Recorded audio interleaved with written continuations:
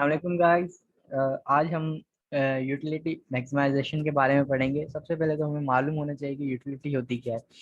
Utility मतलब satisfaction जो कि कंज्यूमर को कोई प्रोडक्ट कंज्यूम करने से हासिल होती है। सबसे पहले हमारे पास है law of diminishing marginal utility.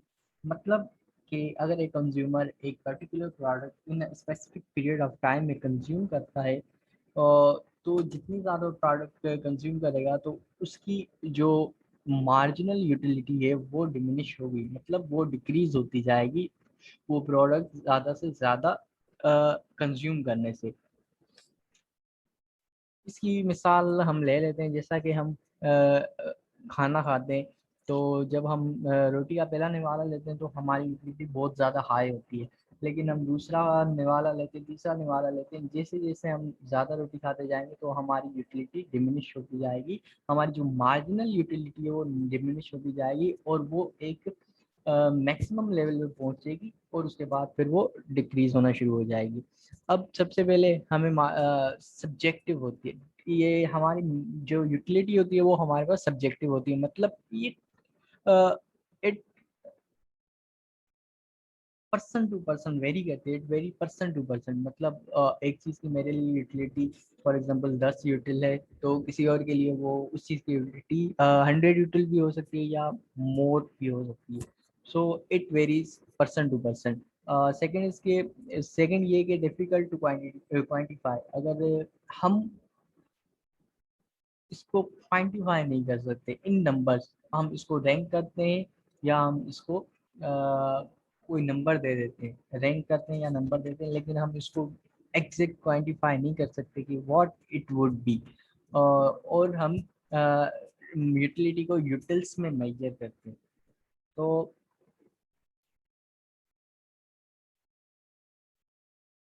हमारे पास मिला हुआ ये ग्राफ टोटल यूटिलिटी और मार्जिनल यूटिलिटी का।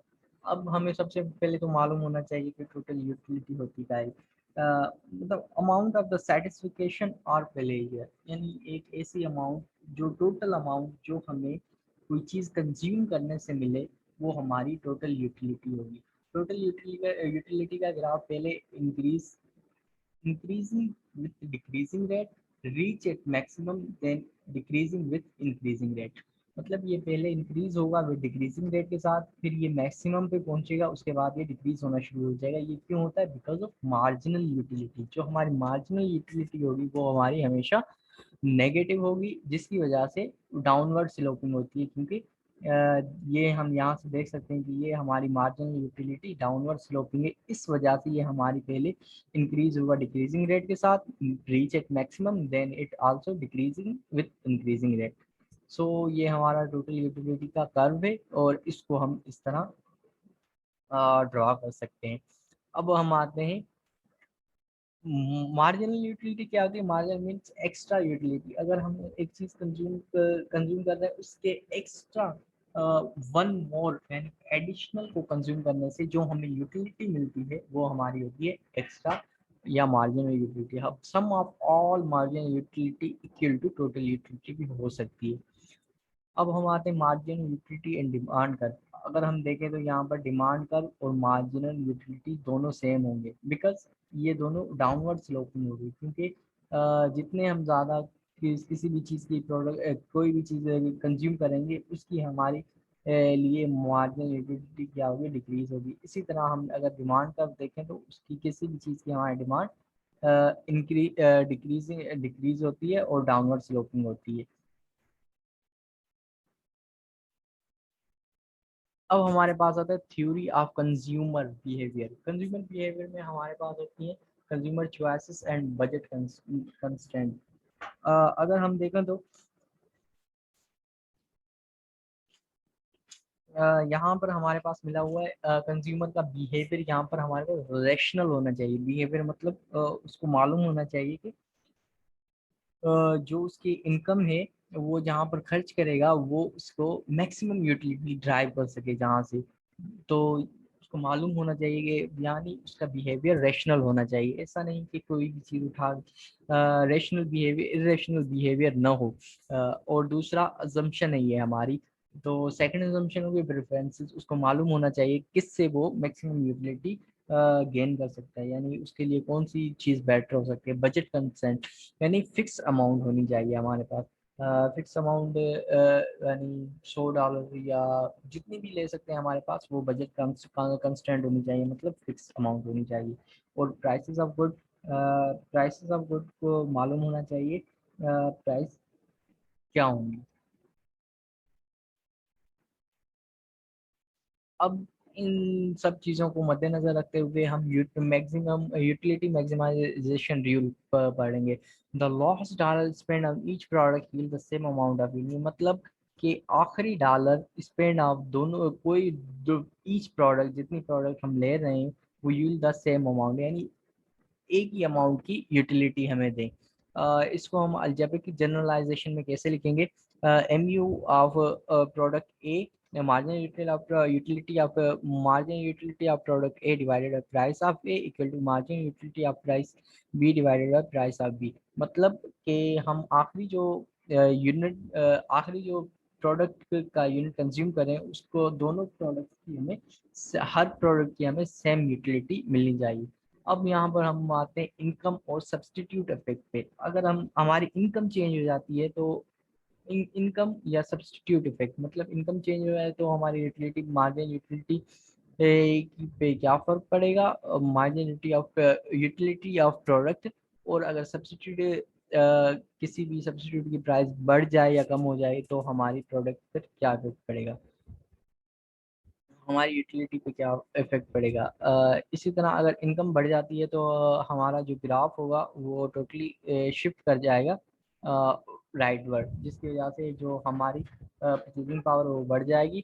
तो उसकी वजह से हम मोर प्रोडक्ट कंज्यूम कर सकेंगे और हमारी यूटिलिटी वहाँ से हम यूटिलिटी मैक्सिमाइज कर सकें। अगर सब्सटीट्यूट देखें तो अगर सब्सटीट्यूट की प्राइस बढ़ जाए या कम हो जाती है तो उससे क्या होगा, सब्स्टिट्यूट की प्राइस बढ़ने बढ़ने से हमारी जो हम उसको लेस कम होने से हम दूसरी जो सब्स्टिट्यूट हैं वो ज़्यादा कंज्यूम कर सकेंगे, जिसकी वजह से हमारी यूटिलिटी बढ़ सकती है। अब हम आते हैं इन डिफरेंस कर्व एनालिसिस पे। सबसे पहले यहाँ पर हमें बजट लाइन मिली हुई है। अब बजट लाइन में सबसे बजट लाइन बजट लाइन सबसे पहले होती क्या है, हमें मालूम होना चाहिए कि budget line show the combination of two product, यानी दो प्रोडक्ट का कॉम्बिनेशन शो करती है जो कि हम स्पेसिफिक अमाउंट में खरीद कर सकते हैं। जैसा कि हमारे पास फॉर एग्जांपल हमारे पास $100 है और हम मूवीज और हमारे पास पिज़्ज़ा है।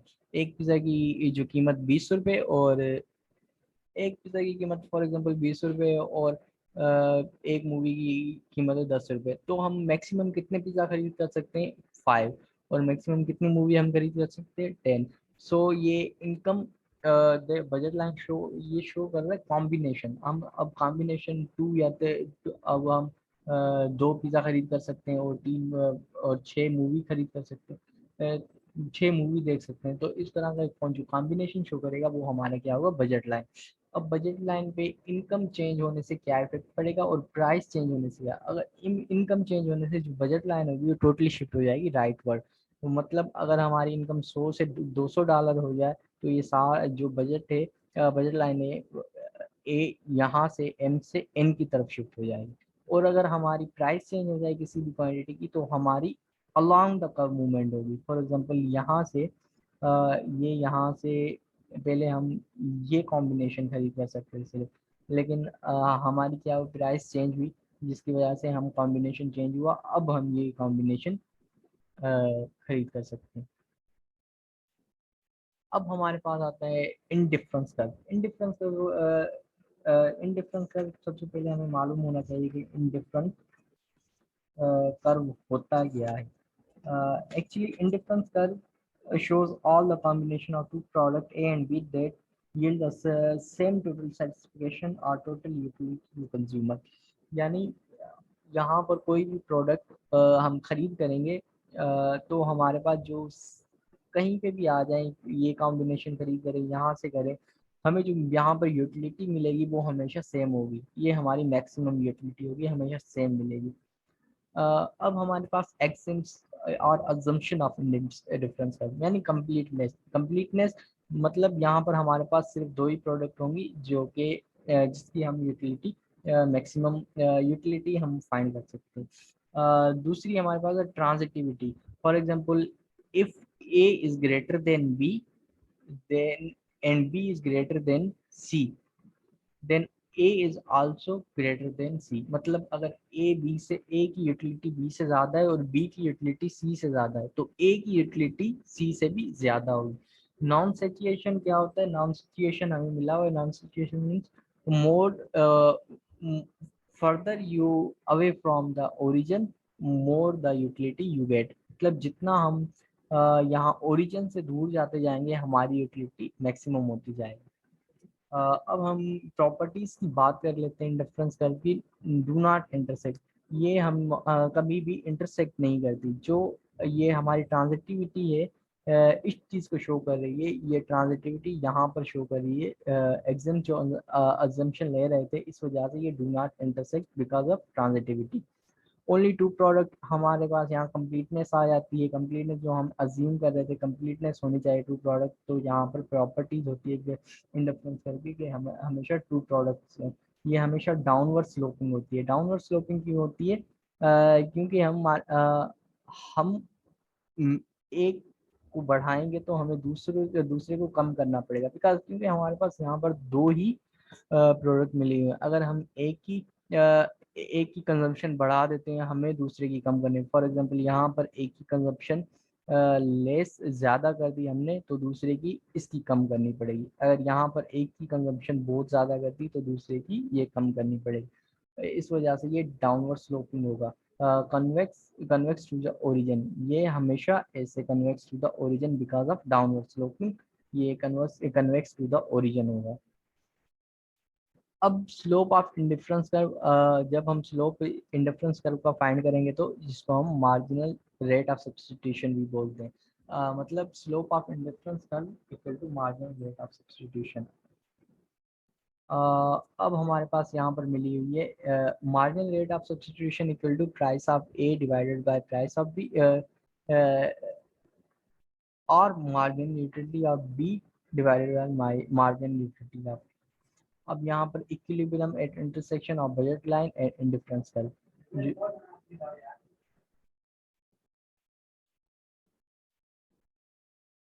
तो हम बात कर रहे हैं कि equilibrium at intersection of budget line and indifference curve. अब ये जो हमारे पास